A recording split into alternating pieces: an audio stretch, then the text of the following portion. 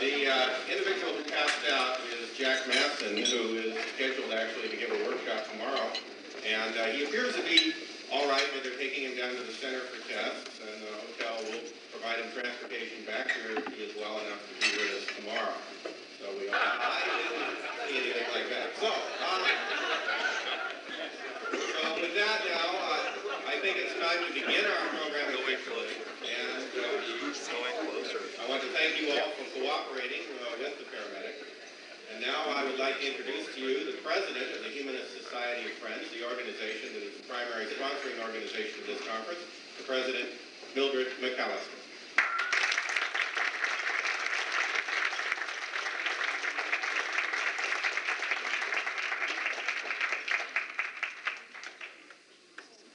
I want to welcome you all here. Actually, this is an unexpected pleasure, but it's a pleasure to be here, first of all.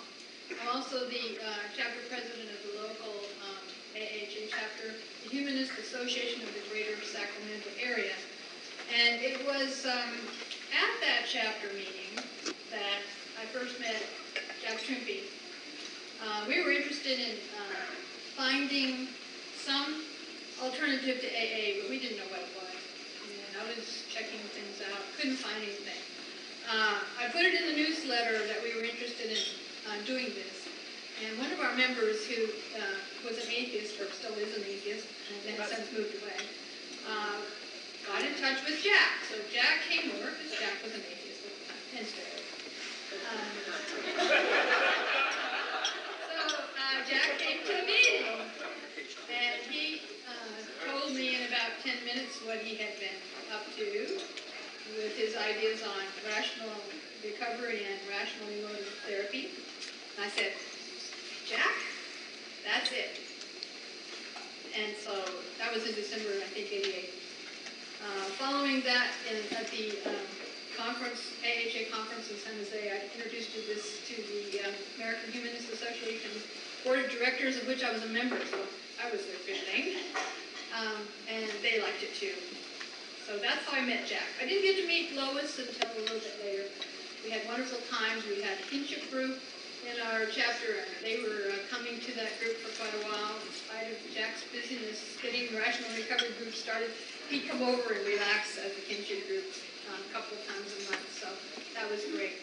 So I have met these folks. They're wonderful. I am so pleased with the way it turned out. You can't imagine how thrilled I was just this past week to look at my local paper, which is in Vacaville, California, down the road, Peace Herald.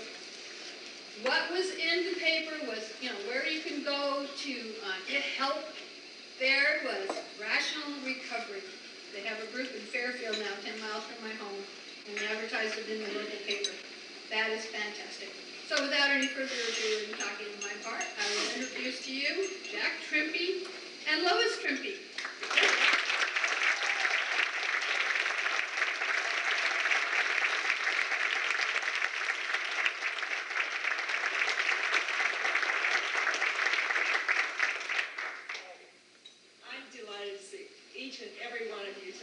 It's especially nice to match some faces with the voices on the phone. I think there are some people I haven't met, but please introduce yourselves as the time permits. I'd like to, first of all, ask for our board members to stand up. We have been meeting for 2 days and done some good work, and would like to have you see who they are. Would you all please stand if you're here?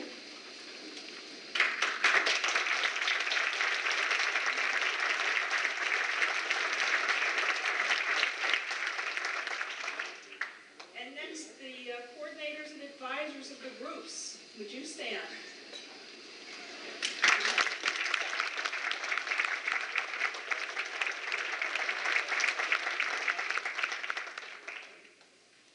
Rational Recovery is in about 450 cities at this time, and there are probably closer to 500 because we don't know all of them. We don't have a very good track of some of them at this point.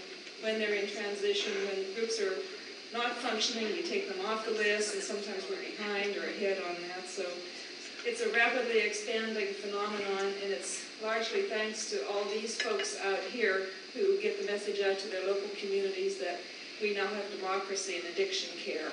So this was a mom and pop operation that kind of got out of control, I guess you might say. We moved from the dining room, well, no, we first moved from the motorhome where it all started into the dining room of our home.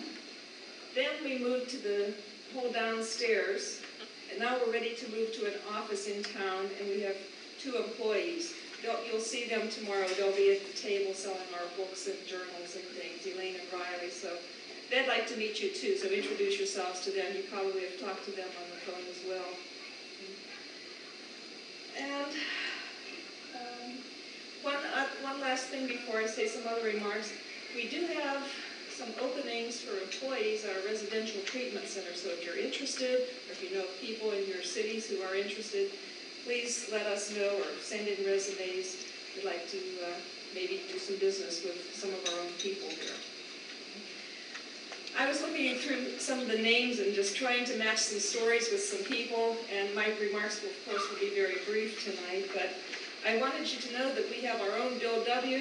In our organization. Bill W. Is he here? Where? Oh, see, that's Bill W.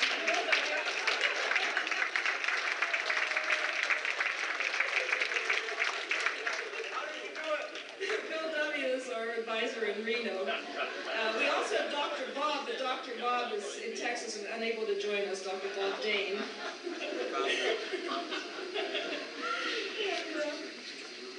And there are just so many interesting anecdotes. I'll just mention a few that you may find amusing or cute. But last summer, when we went on a 2-week tour to the East Coast, we received a call from Vince Fox. Where's Vince? And Vince said, "You can't leave for 2 weeks. What are you going to do?" He said, "How about if I come out there and I'll run the office for you?" He said, "Just give me a plane ticket and I'll get out there." And we did, and he did it, and he did a marvelous job. And all we had for company was Albert Ellis, PhD, who is our cat, not the real Albert Ellis.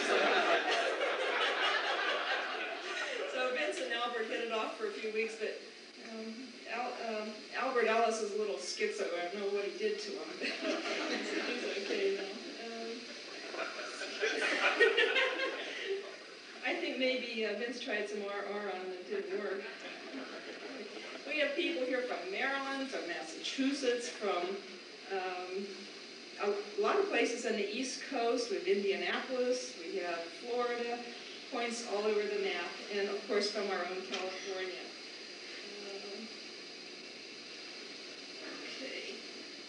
Peggy Bishop is here, and Peter Bishop. They are one of the earliest rational recovery groups to form in the very beginning of the organization. They're still running strong. Who else was aboard that first year? Joe? Where's Joe? Joe? There he is, Joe Gerstein in Massachusetts. Joe has just been a real mover. He has opened up the whole state of Massachusetts. He's helping get rational recovery into the hospital industry, working with the DUI program, so we get parity there. And he's just done so many marvelous things I can't even begin to tell you. And there's so many people. I'd like to say something about each and every one of you, but we don't have the time tonight.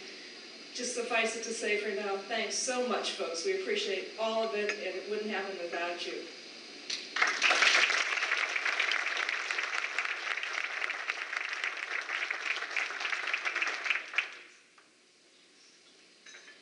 This is great.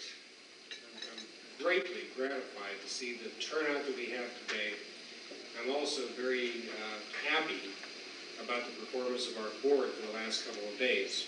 We've really been working hard, grappling with some tough issues, and in a little bit we'll have a very interesting live event for you.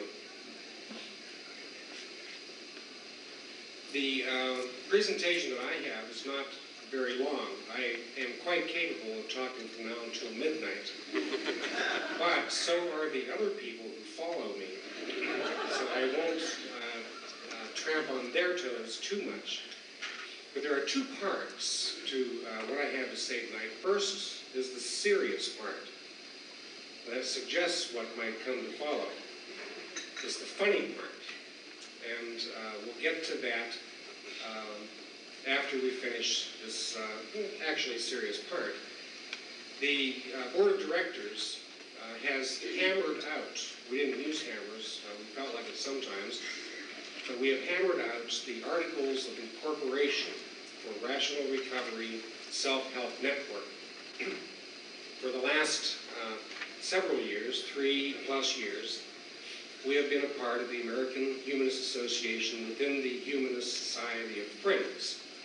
And this was a very convenient, and in fact it was an ideal situation for rational recovery during its infancy.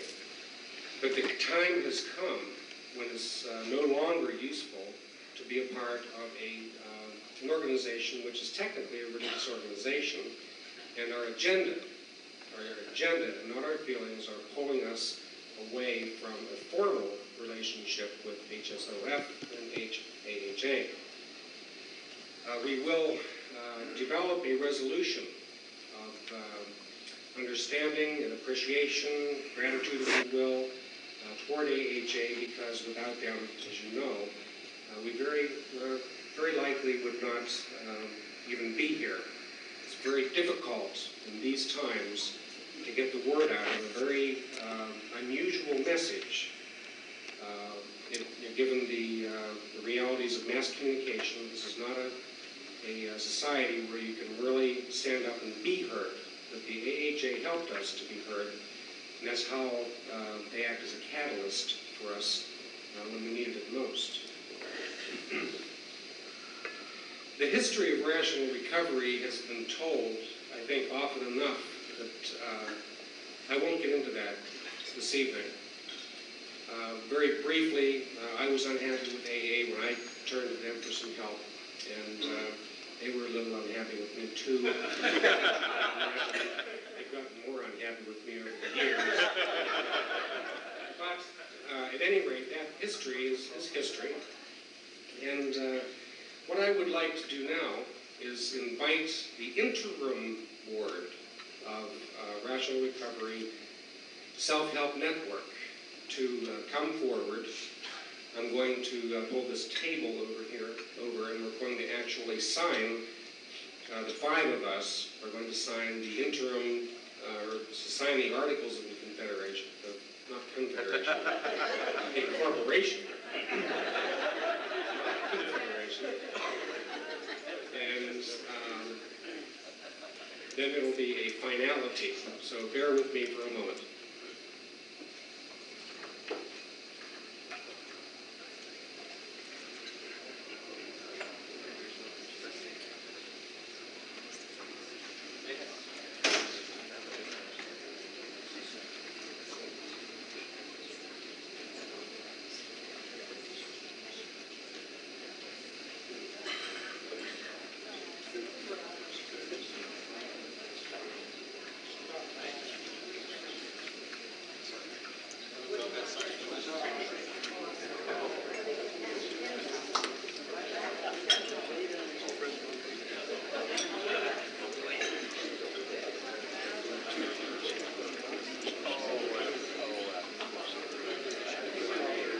As this is being done, the new corporation is nearing its infancy, its new life.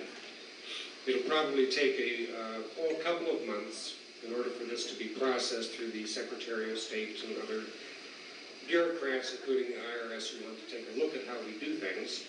And when that happens, we will then reconstruct a board. And the board will then be the vested power of the Rational Recovery Self-Help Network.